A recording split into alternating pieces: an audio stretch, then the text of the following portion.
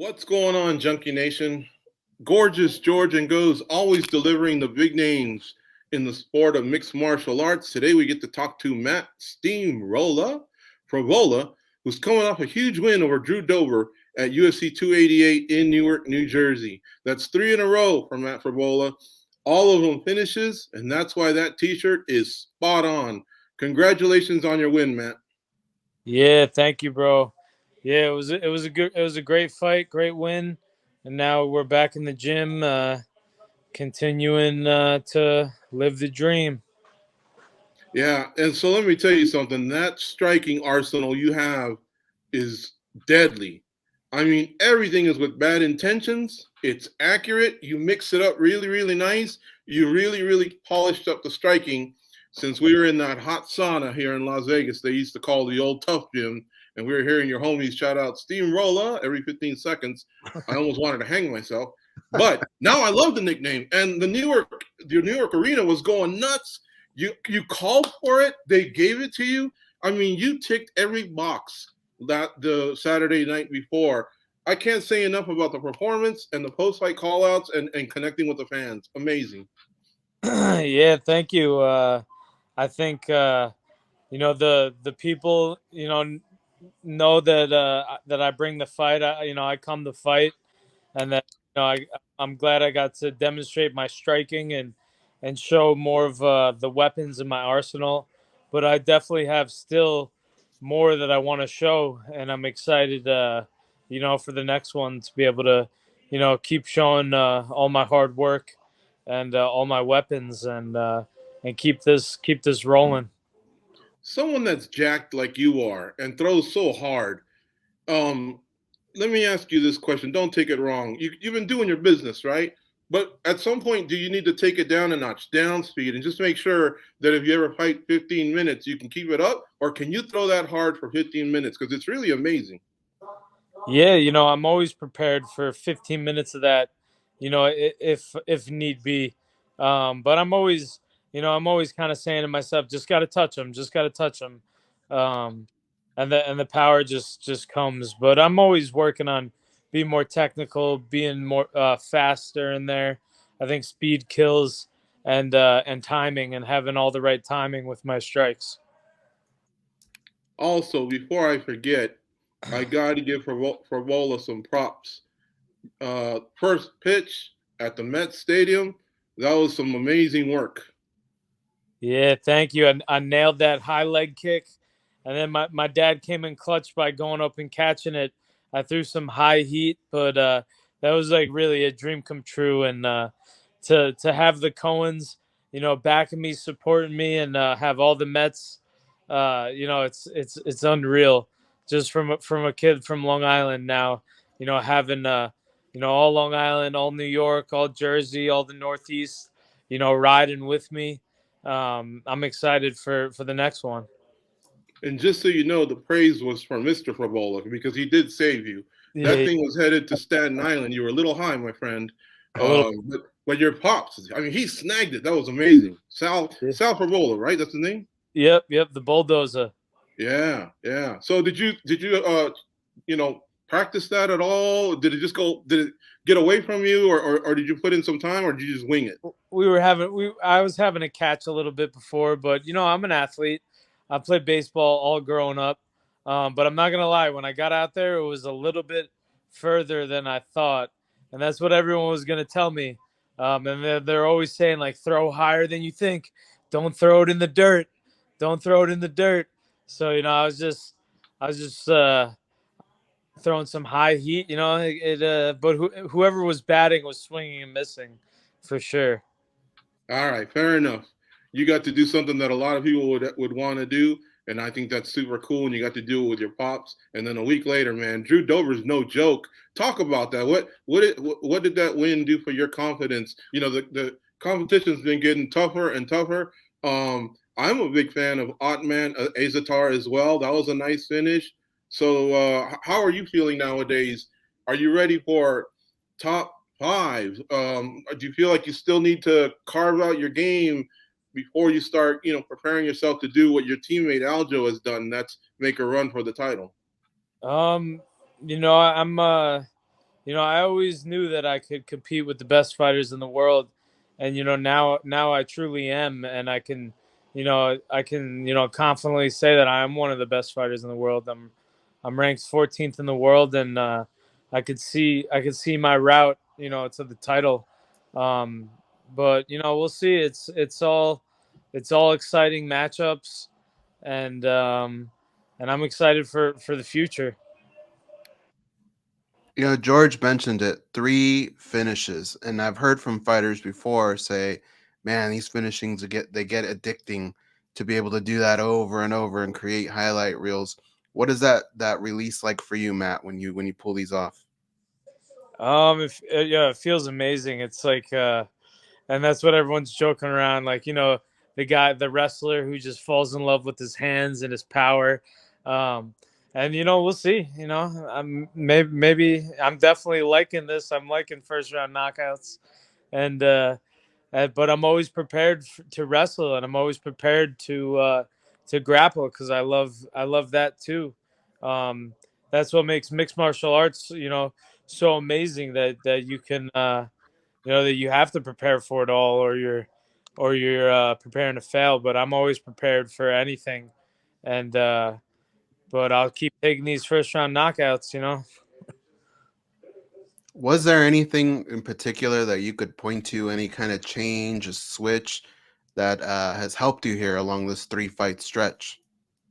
I think it had to be focusing on boxing with Longo. Coach just wanted me to focus on my boxing and crisp up my hands and my head movement and my awareness. So we really been doing a lot of that, and I got three knockouts with my hands. So I think it's definitely paying off. When a fighter first gets in the UFC for the first couple fights, the matchmaker's telling them this is what we have, these are the fighters. But when you start to put together streaks the way you're doing right now, I heard the script flips a little bit, where now you're the guy saying, "This is what I would like." If I'm the matchmaker, what would you tell me? Like, I know you got one or two on your eyes, but do you have a bigger list? Is there a hit list that Frevola is coming after? Yeah. Yeah, I think it's obvious what the next fight is. It's me versus Paddy. That's the fight that the people want to see. That's the fight that makes sense. He already accepted it. He said I'm his easiest route to the top 15. You know, I that's what they all think. So I'm glad that he thinks that. Everyone's saying that I'm just going to knock him out in the first round. I hope that he's the fighter that I think he is, and he will want to prove everyone wrong, and take this fight and earn some respect. It's a win-win from the UFC. He wins, he gets the respect of the people, and he's still the star. I win, I'm the guy. So it's a win-win. I think it's a no-brainer that's the next fight, and it just comes down to when he's ready. And he's got his ankle surgery. I think you give him a couple weeks to start training again, and then he'll know when he's ready. Hopefully, it's MSG in November. Well, I was about to ask you about that. So you've had a taste of having that crowd roar for you. Is there any piece of you that likes maybe going into enemy territory and being that spoiler of sorts? Yeah. Oh, yeah. I've always wanted to go to London. I've never been to London. I love traveling. I love fighting people in their hometown and just soaking in that energy. And if the fight happens to be in London, I can't wait. Historical city, great nightclubs, great soccer grounds. It's got everything. But if you're going for the food, Yeah. not that good.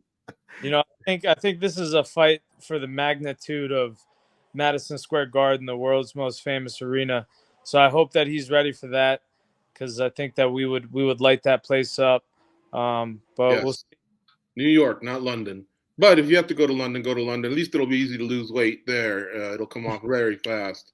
All right, steamroller. Let me ask you this: if you go out in the neighborhood and just walk the dog, can you get a steamroller from a neighbor? Or is it more of an MMA niche thing, or are you starting to pick up some traction, out in your neighborhood? Oh, definitely, man. I'm starting to hear steamroller from down the block. You know, I'm really starting to get noticed everywhere I'm going now, and you know, I just love it. You know, I'm home in Long Island. I love representing my people. I'm about as Strong Island as it gets, and it's about to be summertime here, and you know, life is good out here. Good old Strong Island summer. It's gonna hit nice. Nice. All right. Just a couple more, and we appreciate your time. You are a pay-per-view guy, or yeah, I guess we can say that. I mean, you are on a lot of pay-per-views, and I think that's outstanding. And in no way am I trying to jinx it, because if anything, you're delivering, right? But here's what I want to ask.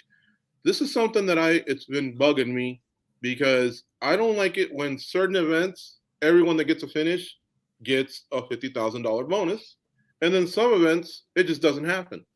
And I wanted to ask you, because I know you just got a performance of the night this last time, but a couple times you did your work, you finished in the first round, you weren't the beneficiary of a bonus. Now, Dana White will say at times, oh, I'll take care of some of them or whatever. Has he taken care of you, or have you come up a little short in that department? You know, we got a bonus this time finally, and I'm hoping that the UFC is starting to believe a little bit, and I hope that they give me the opportunity, because that's all I need is an opportunity, and I'll make the most of it. But you know, yeah, I agree. I think every finish on every card should get a bonus. That's the way it should be, and hopefully it is that way eventually. So you were very political. I tip my hat, but it sounds like Anaheim and New York City, another check didn't come through. Yeah, well, that's also a thing with these pay-per-views. I always want to fight on the pay-per-views, because Yeah. I love the big fight feels. I love you know, just the atmosphere that it brings. But and the fight nights are great too. But there's something different about a pay-per-view. Um, and but it is like, you know, it was tough for. I bet you if I had the Valdez fight on a fight night, I definitely would have got 50 grand. If I had the Ottman fight on a fight night, I definitely would have got 50 grand. Yeah. But And and don't feel like you're saying anything wrong or anything like that. You're standing up for yourself. I'm the one leading the charge here. But I also want to make sure I don't put words in your mouth. But I'm telling you, man, you've been in some fights where you deserved it, because I've seen it on other cards. And this whole thing about how random it can be. I mean, New York City, those are huge gates. A lot of pay-per-views have been sold. Anaheim, same thing. That was a big one. If I'm not mistaken, that was the big man, Francis Ngannou versus Ciryl Gane. Like, yep. these were some big cards. The money was there, and some of you fighters just got the short end of the stick, and it kind of pisses me off a little bit. So hopefully going forward, It definitely pissed me off a lot too. But what are you gonna do? You know, I just gotta keep you know, doing what I can control, and you know, we got the bonus now, and I'm hoping that yeah, the UFC could look at that and look at my body of work, look at how many, you know, I've fought in that spot. The last fight on ESPN before a pay-per-view 3 times. I fought Jalen Turner in that spot. I fought Armin in that spot. yeah. Now I fought Dober in that spot. Like, they put me on so that people will buy the pay-per-views. I hope that they look at this in my next contract and my next fight, you know, negotiating, and they do what's right. For sure. Exactly. Just like you said, you're there for a reason, and you're delivering, and they need to take care of those fighters. By the way, your cat just made a cameo, Yeah, and that was one of the coolest but also scariest cameos a pet has ever made. He has these green eyes that look like, and he's black, pitch black. Well, you must scare the kids on Halloween when they come to your house. All right. Well, look, there's not too much left to say, but since you did come back again, keep it up. You're making every strike count. I love the hooks, and I hope you get the Pimblett fight. At one point, it looked like Gordon. You know, maybe that was his because of what they had a year ago. But now Gordon and Bobby Green might run it back. So you versus Pimblett in New York would be tits. That would be awesome. Nobody cares about Paddy fighting anybody else but me. Nobody cares about him fighting Jared Gordon again. Nobody cares about him fighting some middle of the rank guy. They want him. If they want, the people want to see him fight me, and that's a fight to make. I couldn't agree more. Hey, thanks for the time today. It was a great chat with you. We covered a lot, and hopefully we can talk to you again. Keep up the good work, man. Yeah, definitely. Thank you guys.